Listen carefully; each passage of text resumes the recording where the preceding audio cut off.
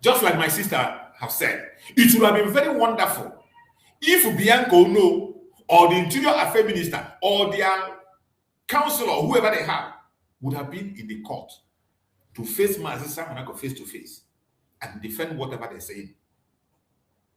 It would have been wonderful if any of them, including those idiots that was sent by Chuks, and Chinas, it would have been amazing if they can stand toe to toe with Mazi Simon Ekpa and accuse him to his face. It would have been amazing if they were brought during this time of the defense. Line them up during this time of defense. Line them up and let Mazi Simon give them questions. This is not Nigeria. That is the beauty of those things. This is not Nigeria. You see the case of Mazi Nandekano, how they did during the time of Mazi Nandekano. You know Mazi Nandekano, when he wanted to mount his defense, remember what he told them? Mazi Nandekano mentioned the people that they used to use as an evidence. All those criminals, Mazi Nandekano mentioned them as those who is going to use as an evidence during his defense. You remember? You remember? But because Nigeria is not a lawful country, Nigeria is not a place where you can get fairness or a lawful place. Even so, they did not even allow Mazi Nandekano. After a case they used to prosecute Mazi Nandekano for more than 10 years. A case that lasted more than 10 years. They gave Mazi Nandekano only how many days? Is it 3 or 4 days to defend himself? When Mazi Nandekano have called about 20-something witnesses, how can you be able to interrogate 20-something witnesses within the space of 3-4 days? That was how they frustrated Mazi Nandekano from defending himself. They frustrated Mazi Nandekano from defending himself, and Mazi Nandekano walked away from that and decided not to put any defense.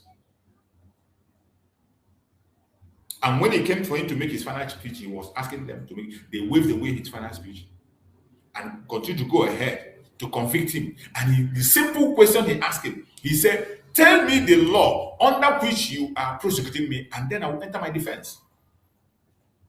Mazi Nandekano said, tell me the law under which you are prosecuting me. As soon as you tell me the law, I will enter defense. Did they tell him? That is where we got the popular saying, show me the law. Show me the law. They convicted Mazi Nandekano based on the repealed law. So that is how I'm just trying to bring you to show you how the difference between the third world country, corrupt country like Nigeria, and the Western country, Finland. The corrupt country, Nigeria, and Western country, Finland. In the case of Finland, it does not matter the amount Nigeria pays and their corruption. We still believe that by the special grace of Chuks, there are people that has conscience. There are still people that have conscience. And with the eyes of the international community watching, with the eyes of the international community watching, you saw the articles I read from Dr. Mazanga. Dr. Mazanga is not just an ordinary man in the street. Many intellectuals, many popular figures, many strong organizations are following his platform, and they are watching every single thing he's taking down. And there are many other members of technical team from the United States of America, and they are presenting every single evidence and matters before the United States. As this case is going on, EU is paying attention. The United Nations is paying attention.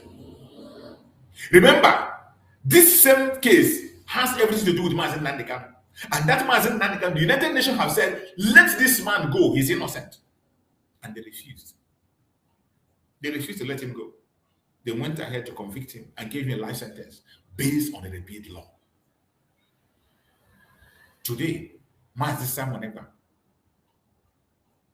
is in the court recalling every single thing that have happened in the case of Mazi Nandekano. The question he's facing is not just about himself. Mazi Simon Ekpa, they present, including how he joined IPOB. They are asking him his association with Mazi Nandekano. And they're expecting him to deny. You know that Mazi Simon cannot deny Mazi Nandekano. You and I know that. You and I know that Mazi Simon cannot deny Mazi Nandekano. Likewise, Mazi Nandekano cannot deny Mazi Simon Ekpa. Many of you have seen when Mazi Nandekano was in the court, there was so many times they present the issue of Mazi Simon Ekpa. He didn't talk to them. He didn't want to talk about the issue. And the main reason the Nigerian government is attacking him, the main reason the criminals, the Nigerian government is using the SAC DOS to attack Mazen Nandekano is because one of their major reasons is because Mazen Nandekano refused to distance himself from Mazen Simon Ekpa. That is one of the major reasons. The ex-DOS is attacking Mazen Nandekano because he refused to distance himself from Mazen Simon Ekpa. Mazen Nandekano knows the importance of our Prime Minister Mazen Simon Ekpa. He knows that Mazen Simon Ekpa is genuine. He knows that Mazen Simon Ekpa is hardcore, not because he said it. He knows that Mazen Simon Ekpa has everything that he takes. He has everything that he takes. He knows that he's sincere and open and genuine. And he has never, at any point in time, denied Mazen Simon Ekpa. And you think that Mazen Simon Ekpa will deny Mazen Nandekano in international court in Finland? You think that he will? Of course, he cannot. He has never and will never. In the court of Finland, Mazen Nandekano case was brought forward.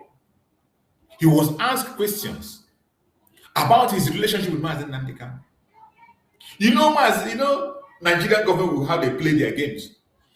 For the fact that they proscribed IPOB, a proscription that even Finland himself does not recognize IPOB as a terrorist organization.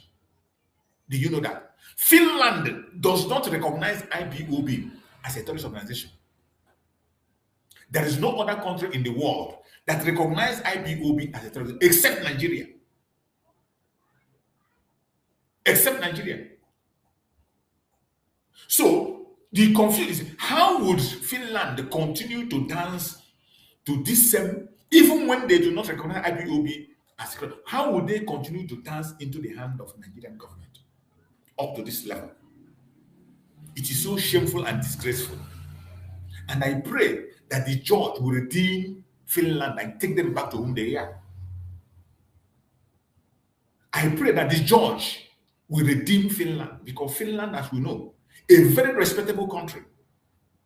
Finland is a country that is well respected across the world. Finland has been in the forefront of fighting for countries of Africa. Namibia. Finland was key in the freedom of Namibia. Finland was key. Finland was key in the freedom of Namibia. And they have played a role in so many peacekeeping moves in Africa. So you can see the reputation that Nigeria wants to destroy. Anything that comes in contact with Nigeria gets corrupt. A very wonderful reputation. In human rights, Finland is rated very, very high in human rights. Their rating, Finland rating in human rights is very high. A well-respected country. In the rule of law, Finland is top-notch. Top-notch, respected in the rule of law. In fairness, they have been respected. But all of a sudden, just because Finland came in contact with Nigeria, everything is falling apart in their own eyes. Everything is fast falling apart. And why we say that? How did they arrive at the 6-year sentence of Mazen Simon Ekpa? How did they arrive at that? What's evidence? Why didn't you allow Mazen Simon Ekpa to have adequate hearing in the lower court? Why was there no fair hearing? Why was he not able to defend himself throughout the hearing? Even though he speaks Finnish properly, he's a lawyer. He's a lawyer in Finland. He read law in Finland, and you denied him adequate representation. How will anybody call that fairness? How on earth will anybody regard that as fairness? How? Just because Finland came in contact with Nigeria. Today, their reputation is damaged beyond repair. Their reputation is getting damaged beyond repair because they come in contact with Nigeria. It is so sad. The same thing with the Zoological Republic.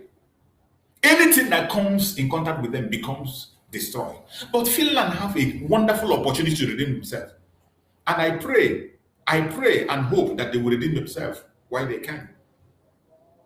This is a golden opportunity for them to go back to whom they are.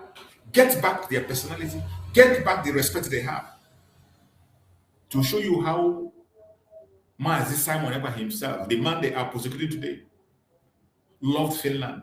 He went to the extent of saying that he's going to bring Finland to Biafra land. And what that means, bringing the system of Finland into Biafra. That thing that gave him the confidence to say, I will bring Finland to Biafra. Do you know what it means? Do you know what that means? For Simon Ekpa to tell you, I will bring Finland to Biafra. It speaks volume. That is how far he trusted the system.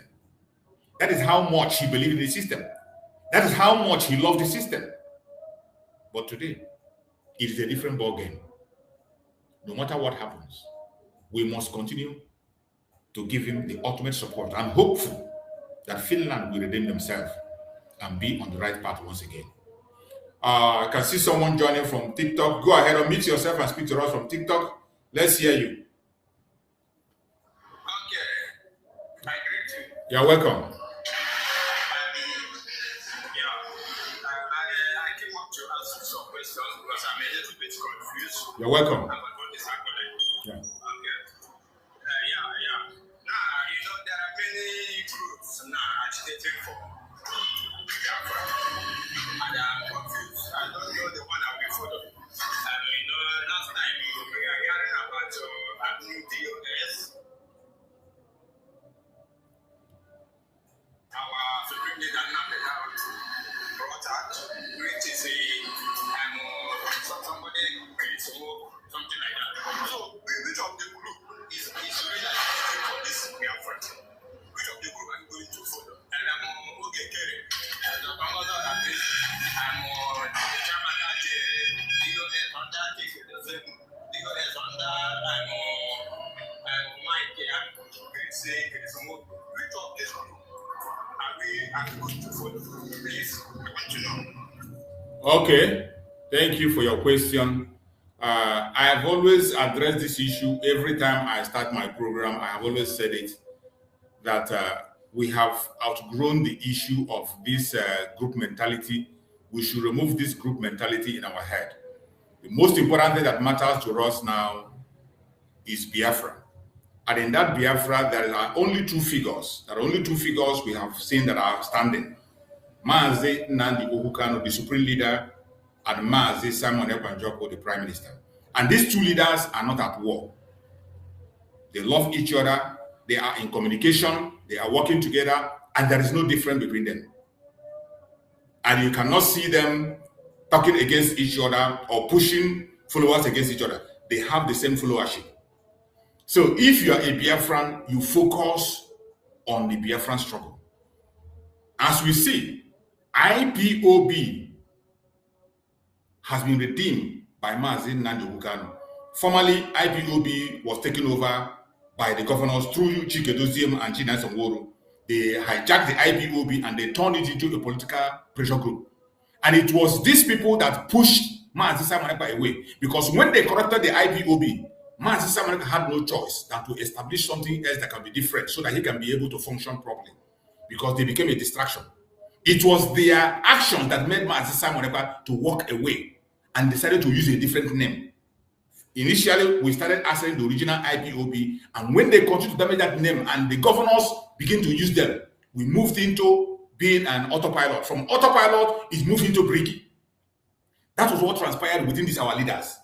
And when they got to that Briggy, things got way what Mazi Simon was kidnapped. After planning the declaration, he planned everything. The organization was, Mazi Simon was kidnapped, and the declaration went ahead to happen in his absence. That day, many of us Biafrans went there and it was declared. So why I'm trying to tell you this is that this is just one body. As I always tell people, if there is a place you are, if there is any group you are, Because when I talk, what I preach here mainly is about unity of purpose and the purpose for which we gather in all these groups you mentioned. You mentioned so many groups. But one thing I advise people, don't put your mentality on group page. If you continue to have group mentality, you will create problem for yourself and for others. So regardless any place you feel is comfortable with you, the thing you have to do within yourself is verify and find out, are they really pursuing the cause of Biafra? I'm not the one to tell you. I'm not here to direct person, go here or go here, go there. But for me, one thing is sure, Mazen Nnamdi Kanu has already redeemed IPOB. And Chris Wogu is the new DOS, the HOD, the new HOD in charge of DOS, and he's doing a marvelous work. And there's no doubt that he's getting orders from Mazi Nnamdi Kanu. And since he started Chris Wogu, I have not seen him making any broadcast against any group or against anybody. Just like Mazen Nnamdi Kanu is working with Avid. He's working with ambassadors of self-determination. He's working with the Rising Sun. These are groups. Mazen Nnamdi Kanu did not say them, abandon your group, come into IPOB, abandon their group. He didn't say that. He's working with them till tomorrow. And you see them standing even in the issue of agitation. In Israel, you see people, Avid was there, Ambassador of Self-Determination was there, IPOB was there, and every one of them is defending one thing, Biafra. So this idea of putting ourselves, boxing ourselves into a group, it is creating chaos and problem. Everyone, there is the division of labor. There are people that are very good in diplomacy. If the group where you belong are focusing on diplomacy, join them and enter into the diplomacy very well. If the group where you're supporting are on defense, they are very good on defense, focus on it and go into defense. If you are one of those who are in evangelism, you are very good in evangelism, speaking about Biafra and educating people, focus on that. And the cause is Biafra. If you want to support defense, let's assume you want to support the defense of Biafra. Today, every one of us know that IPOB that Mazen Nnamdi Kanu have redeemed, under Chris Wogu, the HOD, have made announcements that the DOS will take charge of the ESN that we all know. You and I know that the Liberation Army is no longer there. Since Master Simon Ekpa was not around, the Liberation Army is no longer there. So anybody talking about Liberation Army now, you might be making a mistake. Because we saw, after the redemption of the IPOB, you saw the Liberation Army, they came out and played allegiance to Mazen Nnamdi Kanu. And most of them, that is where they started, from ESN. That is where they came from. We saw them, they come and play allegiance to Mazen Nnamdi Kanu. And today, the HOD is taking a responsibility to take care of them. So if you want to support the Liberation Army, you know where to support. You go there and make your donation to support them. There are some other groups also that are doing one thing or the other. Like in the case of Master Simon Ekpa, there was a time a lawyer was provided, and the group, in Brigi group, they brought out a lawyer and said support. If you want to support Master Simon Ekpa, go, even if it is not your group, but you know that this thing is meant, the target is to support Master Simon Ekpa, go and support. You saw protests. Some group came out from Finland. They came out and they organized a protest. Every Biafran went for that protest. Every Biafran, no matter the group, everybody went for that protest. Not just say, oh, because you're not your group. No. Everybody went. You see people from different places. They went, even though they're not the one that organized it, but they went and supported. That is the spirit we are supposed to be going with. So wherever you are comfortable, you just be there and make impact. It is not about group. You want to know who is more superior. There is nobody that can claim special superiority or whatever. The most important thing that every one of us should align under the supreme command of Mazen Nnamdi Kanu and our Prime Minister Mazi Simon Ekpa, who is always playing allegiance to Mazen Nnamdi Kanu. Mazi Simon Ekpa has never at any point in time claimed leadership. He only claimed discipleship. Mazi Simon Ekpa, in all his broadcasts, you will only see him claim discipleship. The reason he became a prime minister because it was necessary for us to have a prime minister in Biafran government in exile. If you want to have a government in exile, there must be a prime minister to direct the face and to defend Biafra properly. That was why Mazi Simon Ekpa Njoko became a prime minister. As we voted, we all voted for him and gave him the go-ahead to become the prime minister. He didn't appoint himself. But the only thing he arrogated to himself was discipleship. And you can never see him anywhere fighting Mazen Nnamdi Kanu till tomorrow. Even in the court as we speak, he's still there defending Mazen Nnamdi Kanu.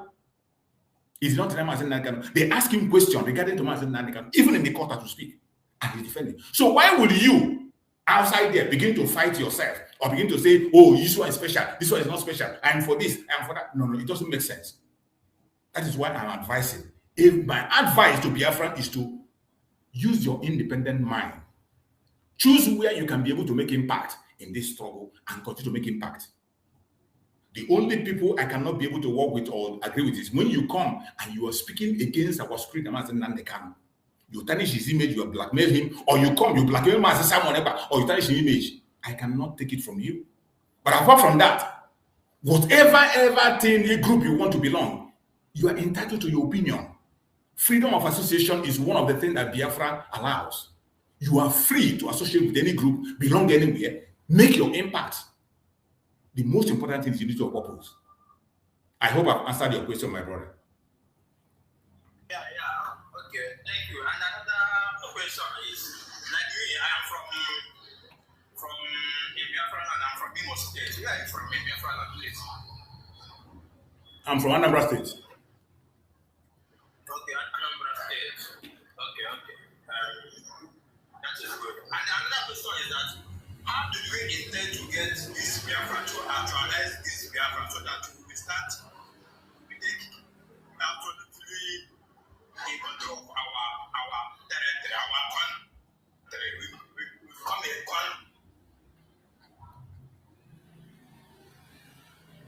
a full country. How are we going to actualize this, please? We are already on the process. That is the process where we are now. That is the process. When we talk about having a country, it is not something that happens in a day.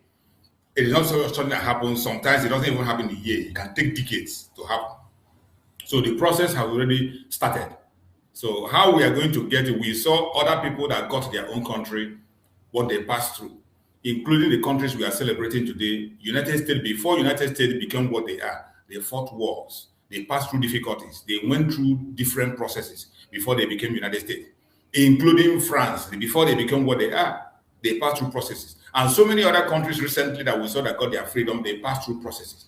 The Southern Sudan you saw today, you saw how long it took them before they got to where they are. Some other countries we see in Europe, those that break away from Russia, it took them time.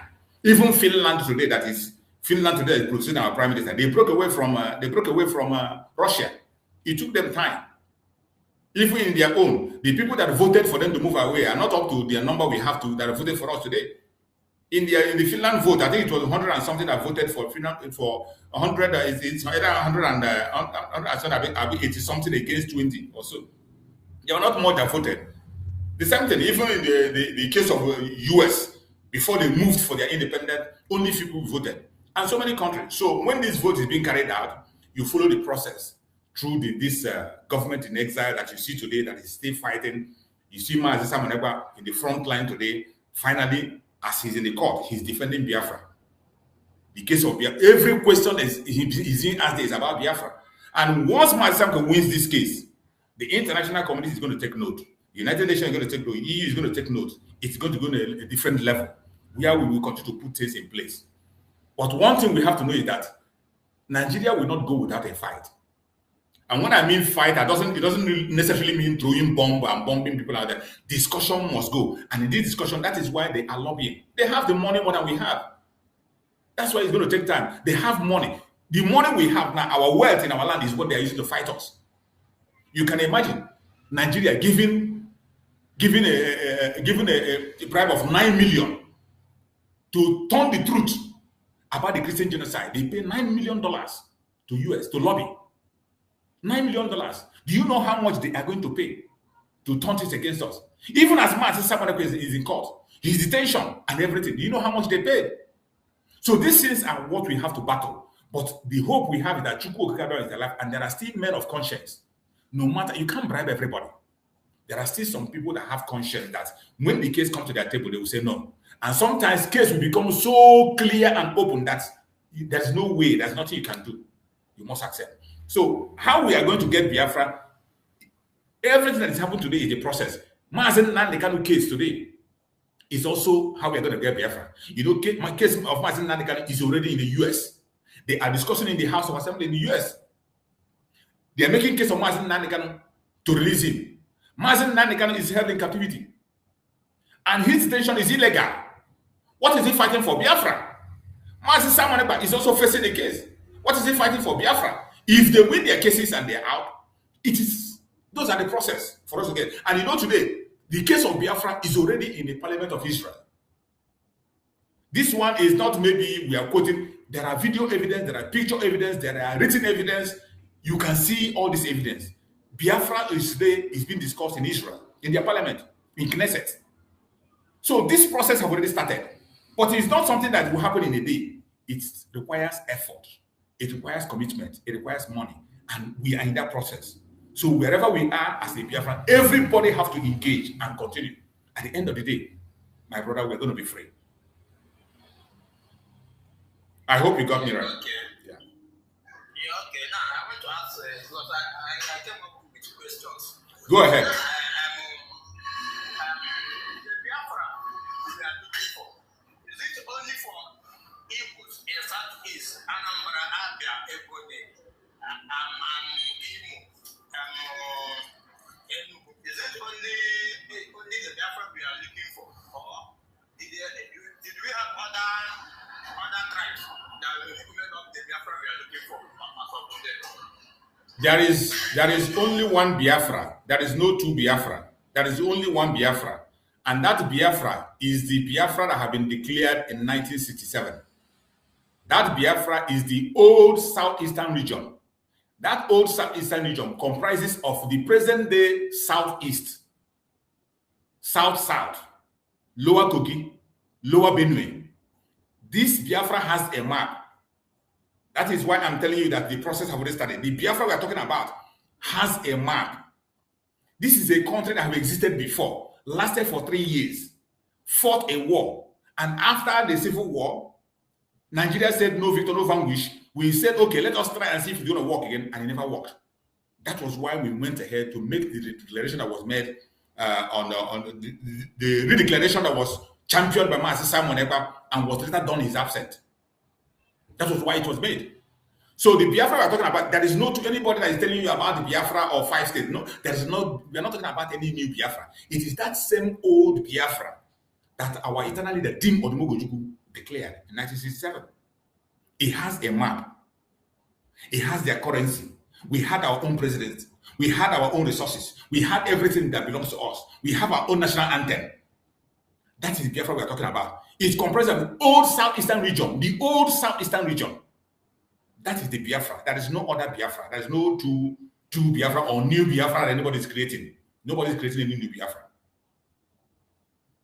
I hope you got me right. Okay, now another question is that since you said the Biafra we are looking at from today comprises other region like old Southeastern, old Rivers, all those places. Now I want to ask, in Biafra community in Ezra as of today, what in IPOB or Biafra community in Ezra, can you mention one or two prominent man in this Biafra community in Ezra that is not from Igbo land, that came from Rivers or Benue or Igala, other parts of Biafra tradition? Can you mention one or two? How many? Is from Igbo and you from Anna.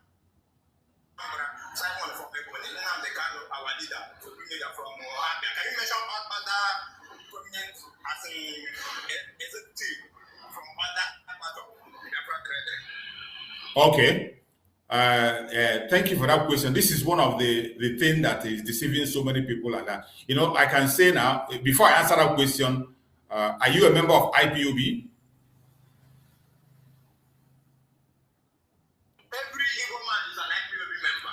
Okay, I understand. I understand.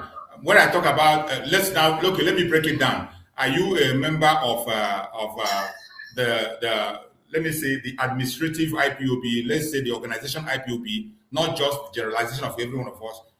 You attend the family meeting. Are you part of that? If I am oath member. I'm not okay. If you want to use that word oath member, okay. You're an oath member. No, I am not. Okay. I am an IPOB by birth. That's good. I love that. So, what of, are you a member of Brigi?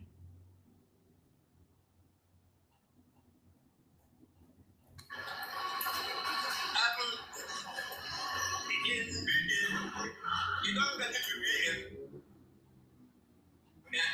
member. Once you are a Biafra, you are a member. Okay. What of,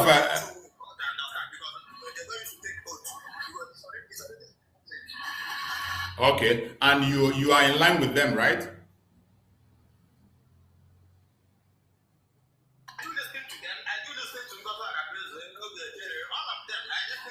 Okay. Apart from listening, are you also part of the USB, the USBG under Dr. Ngozi Orabweze, the USBG? Are you part of it? Yes.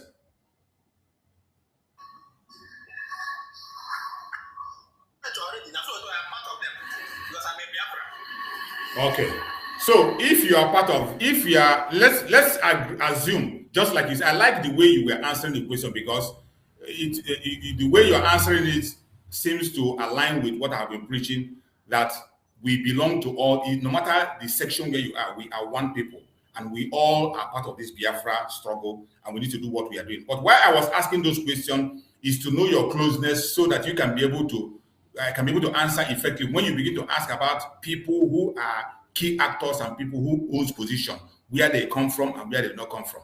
So that is why I was asking that question, because why I was asking it, that if you are not close, very well, you might not know people who are involved. There are many people who are involved in this agitation that are not online. They don't speak. There was a time when when we were in the Brigi. I can bet you that in Brigi, we have many people that have important positions that are from the riverine area. They are not Igbos, so many of them. We have many people who are not Igbos. I can tell you that even under the USBG, under Dr. Ngozi Orabweze, there are many of them that are not Igbos. I am telling you of what I know, because I was an insider. I was an insider before now. So even under Mazen Nnamdi Kanu, there are so many people who are not Igbos, who are key actors, but they are not in the public.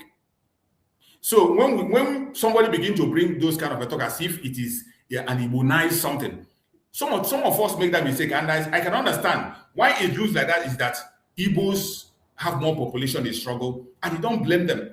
Even in the entire old southeastern region, I say they have the larger population, so they are bound to have the higher population in everything you do. And in terms of commitment, many of them take it more committed than every other person. I'm not saying that others are not committed. Every other people are committed. Just like in the force, when we talk about the defense, we had a region, we had the Navy. In our Navy, when my sister was there, the Navy is entirely controlled by people in the different area, sponsored by the Liberation Army. Under my sister, they are controlled entirely by people in the different area, and people were supported. So it depends on the area one participates. And another thing that you have to understand is people that make themselves available. In this Biafran struggle, nobody goes to the house and knock for somebody and say, come and join us. Oh, come and join us. It is when you hear it and it affects you, you know that this concerns you. You will come forward. Once you come forward, the ground is open. Master Simon Ekpa have made it this announcement. Every leader, not just Master Simon, every leader of Biafra have always made an open announcement. If you have something, you will contribute. This is not about tribe. It is not about religion. It is not about your belief. As long as you are connected to the issue of Biafra, come forward, present what you have, and you'll be admitted into the fold, and you give your own expertise. That is what Biafra is done. But for somebody to sit back, maybe there are some people that sit back, they wait. Some of them will say, you didn't consult me. You didn't consult me. Nobody consulted Mazen Nnamdi Kanu. Mazen Nnamdi Kanu pick up this course. Our itinerary, the Dim Odumegojukwu, did the course. After he did the course, there was no victory, no vanquish, and then the agitation dropped. Uwazirike picked it up. Uwazirike picked it up and began to move. At a stage, he dropped, and Mazen Nnamdi Kanu picked up. Do you know that at a point in time, Asere Dokubo picked up the Biafra struggle? Are you aware? Asere Dokubo even formed the government in the homeland. He formed the government of Biafra in homeland. Do you know that? At a point in time, Asere Dokubo formed the government of Biafra in the homeland. So this is are the way the issue of Biafra is handled. It is not particular to everybody. It is open for everybody. It is open for everybody. Once you make yourself available, of course, you have a role to play. But it's not something that you will begin to say, okay, I will relax and somebody should come and consult you and tell you to come. Or if you enter and say, maybe you come and they say, oh, no, you're not part of it, that is a different issue. But I have not seen that. And one thing you should know, just like I was asking you before, I was not asking you to know where you belong or where you do not belong. I was asking you so that I will know the angle I will answer your question. Because if you are very close to the struggle, every group actually has people from different regions. Every group, IPOB leadership, has people from different regions. Not only Biafra, not only Igbos. The Briggy has people from different regions, not only Biafra. The USBG has people from different groups, not only Biafra. So it is not just that, but some people, when you're looking from distance, maybe because of the population or people who are in the outside, there are people that decide and prefer to be anonymous. And because of the way the pressure that is in other region, like the pressure in the riverine area and the pressure in the mainland is not the same. So there are people that prefer to remain silent. So let's not see it as if there is a demarcation. Hold on, let him finish. Let the person that's asking before. Let's see. Okay.